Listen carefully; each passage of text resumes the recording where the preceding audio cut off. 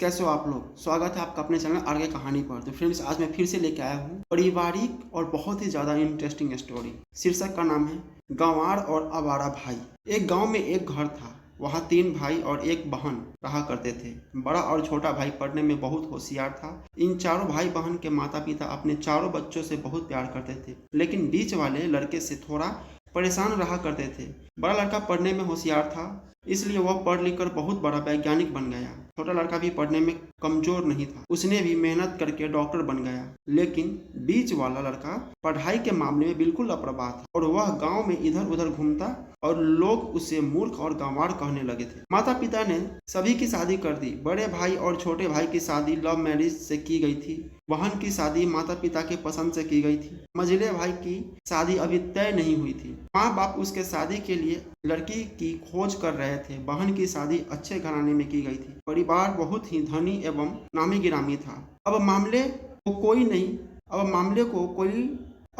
को कोई लड़की नहीं मिल रही थी। माता पिता मझले लड़के की शादी के लिए परेशान हो रहे थे। बहन जब भी ससुराल से मैके के घूमने आती तो सबसे पहले वो अपने इंजीनियर और डॉक्टर भाई से मिलती थी। बहन का सुझाव बड़े भाई और छोटे भाई से ज्यादा था, लेकिन मझले भाई के प्रति बहन का प्रेम नीरस भरा था। बस किसी तरह से संबंध निभा रहे थे।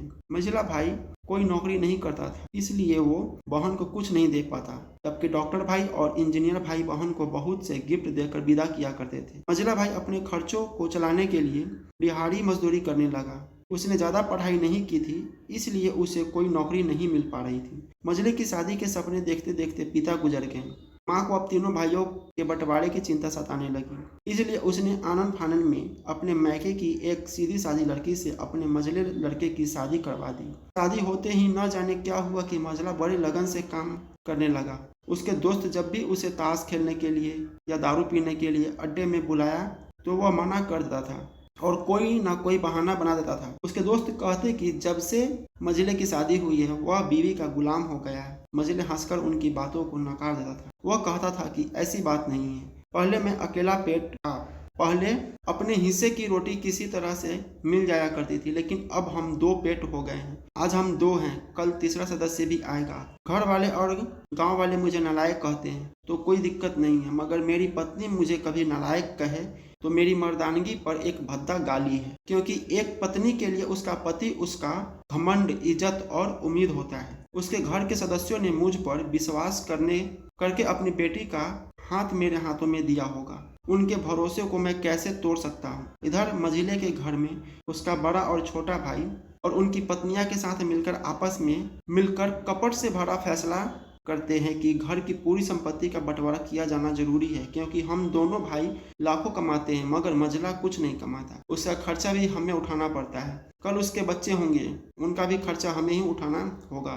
विधवा माँ के खूब प्रयास किया उन दोनों और उनकी कपटी पत्नियों को समझाने की, लेकिन वो लोग नहीं माने और बंटवारे की तारीख को तय कर लेते हैं। बंटवारे के दिन उनकी लालची बहन भी आ जाती है, मगर मझिला भाई बंटवारे के घर में नहीं रुका और काम पे चला गया। उसके दोनों भाई मझिले को पकड़कर घर के अंदर लाकर बोलते हैं कि आज तुमको रुकना होगा, क्योंकि आज बंटवारा किसी भी हालत में करना ही है। वकील कहता है ऐसा नहीं होता, साइन करना पड़ता है। मझिले ने भाइयों से कहा कि तुम लोग मिलकर बंटवारा कर लो, मेरे हिस्से में जो भी देना होगा दे देना। मैं शाम को काम से आकर अपने जो फैसला किया होगा उस फैसले वाले कागज पे अपना बड़ा सा अंगूठा चिपका दूंगा। यह बात सुनकर बहन ने भाई को बेवकूफ और गंवार बोलते हुए कहती है कि तेरी किस्मत अच्छी है जो तुझे इतने पढ़े लिखे और नौकरी वाले भाई मिले हैं, और कोई होता तो तुझे लात मार कर निकाल देते और एक फूटी कौड़ी भी नहीं देते। माँ ने मझले को कहा कि मझले रुक जा, आज काम पे मत जा। माँ की बात मानकर मझले ने काम में जाने का मन बदल लिया और बंटवारा के समझौते को सुनने के लिए घर में ही रुक गया। बंटवारे में कुल 10 बीघा जमीन में दोनों भाई 5-5 बीघा रख लेते हैं और मझले के हिस्से में गांव में बना पुराना जर्जर और पुश्तैनी घर दे दिया। तभी मझले जोर से चिल्लाता है, अरे कैसा बंटवारा हुआ? अगर आप मुझे वो पुश्तैनी घर दे देंगे तो फिर हमारी छुटकी का हिस्सा कौन सा है? दोनों भाई उसकी बात सुनकर हंसकर बोलते हैं, अरे मूर्ख, बंटवारा केवल भाइयों के बीच होता है और बहनों के हिस्से में सिर्फ उसका मैका ही है। मझले ने भाइयों की बात सुनकर उनकी बात मान गया और सोचने लगा, ओह शायद पढ़ा लिखा न होना भी मूर्खता ही है, और बोला ठीक है, आप दोनों जैसा चाहते हो ऐसा ही करो।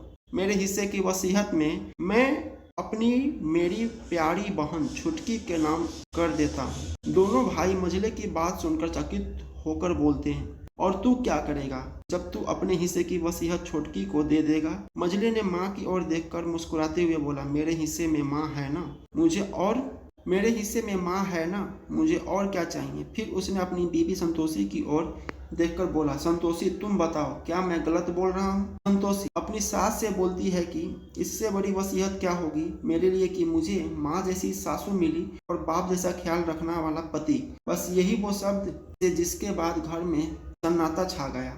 बहन दौड़कर आई और अपने उस गंवार भाई से लिपट कर रोने लगी और मजले से कहती है कि भैया तुम मुझे माफ कर दो, क्योंकि मैं तुमसे गंवार समझती थी, मैं तुम्हें मूर्ख समझती थी, लेकिन तुम तो बहुत होशियार और समझदार निकले, जिसने पैसों से ज्यादा रिश्तों को महत्व दिया, पल भर में संपत्ति छोड़ दिया। फिर बहन और माँ के लिए मजले ने बहन के आंखों से बहते हुए नीर को पोंछते हुए कहा, पगली इस घर में तेरा भी उतना ही हिस्सा और अधिकार है जितना कि हम तीनों भाइयों का। शादी के बाद चाहे भाई हो या पिता, सब बेटी को पराया समझने लगते हैं, मगर मेरे लिए तुम हर संपत्ति से पीड़े हो, चाहे तुम मेरे पास रहो या दूर। माँ को इसलिए मैंने चुना कि माँ ही है जो हम सबको बांध कर रखेगी।